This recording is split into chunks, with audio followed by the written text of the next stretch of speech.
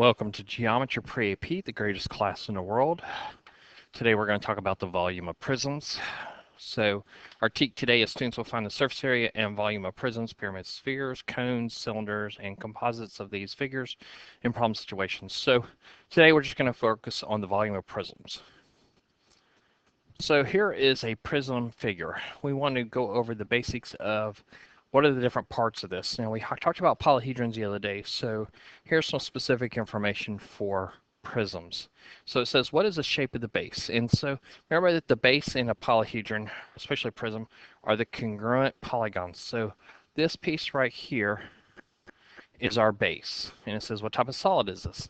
This is a prism because this base and its matching congruent parallel base here make this a prism. And it says, what's the name of base edges?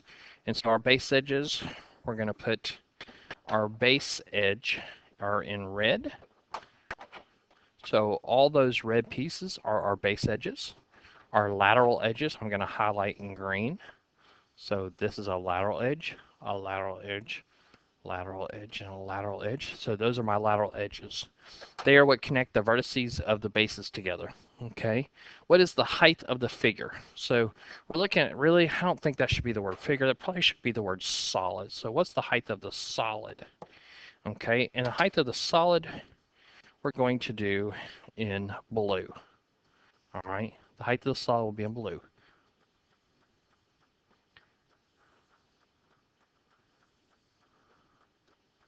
Well, in case you didn't recognize that, that is the same as the lateral edge. So the lateral edge is the height of the solid as long as it is a right prism. And that brings us down to that bottom question there is, what is a right prism? Okay, a right prism is a prism where the base and its lateral edge are right angles. And so, yes, this is a right prism.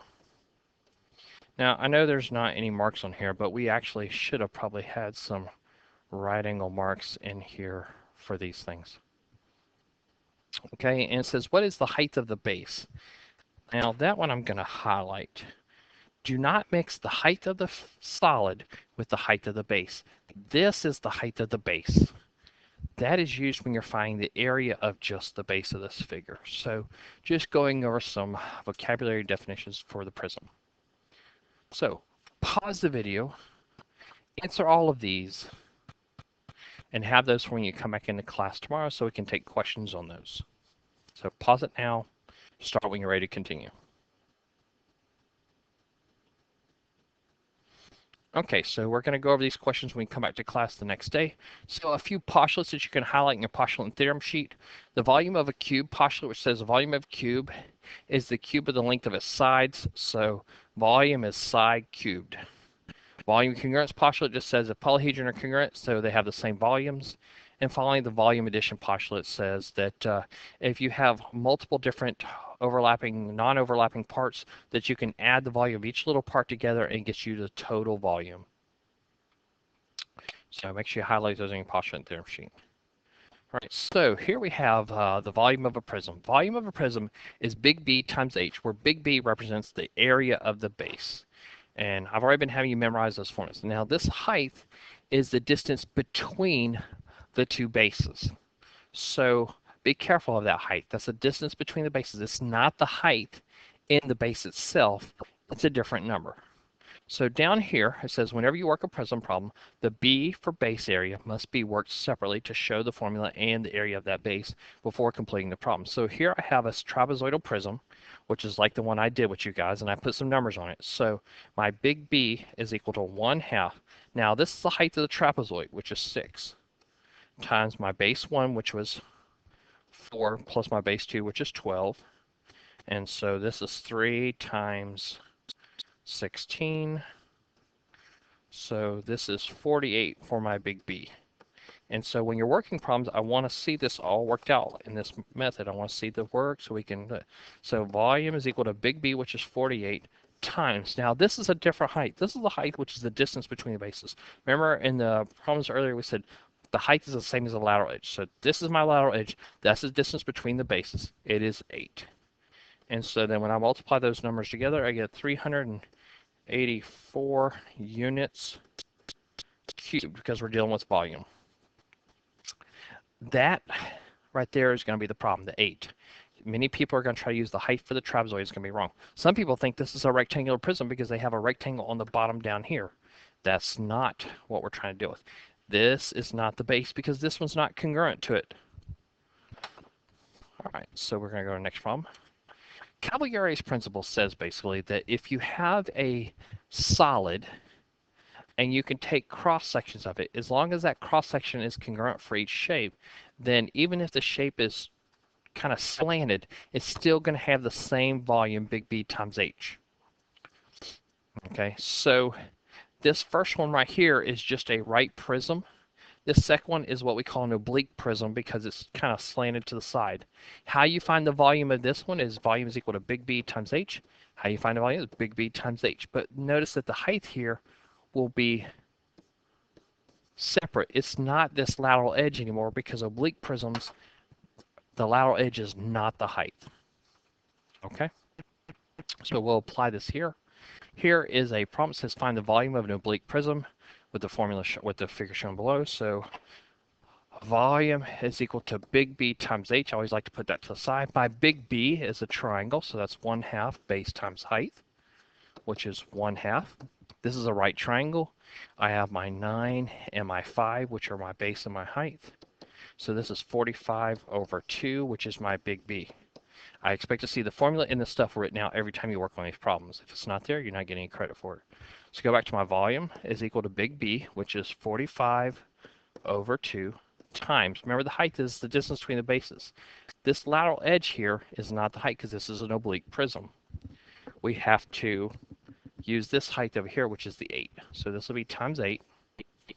This cancels with this to be a 4. And so we end up with 180 meters cubed. Now we're dealing with volume. Don't forget those units. Cubic units now. All right, so we want to find the exact area of this complex figure here. This is a triangular prism with a square base prism cut out. So there's a hole going through the middle of this one. So we're actually going to build our formula to start. We got volume is going to be equal to big B minus big BH. So big BH minus big BH. But this base and this base are different, but this height and this height are the same heights. So let's do big B1. Big B1 is equal to, this is an equilateral triangle, so that's going to be s squared square root of 3 over 4. So that's going to be 10 squared square root of 3 over 4. 100 divided by 4. So this is 25 square root of 3. That's big B1. Let's look at big B2. Big B2 is a square, so we're going to do s squared. So my sides here are 3, so that's 3 squared. So big B2 is 9. Both figures have the same height, and that's this lateral edge right here. This is the height for both of them. Okay, so I go back to my formula. Volume is equal to big B, which is 25 square root of 3 times 6 minus 9 times 6.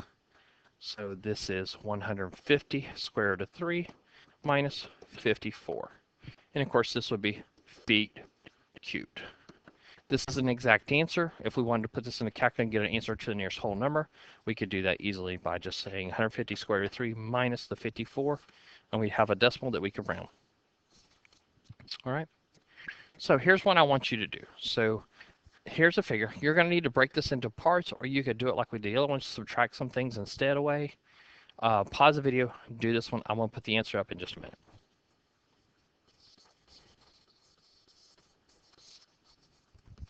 Okay, so when you're done with this one, you should have a volume equal to 72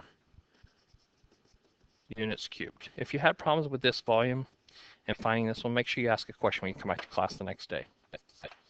All right. Here's another one I want you to do. I want you to find the exact volume of this hexagonal prism. Pause the video, do this problem. If you have any issues, when you come back to class, ask some questions.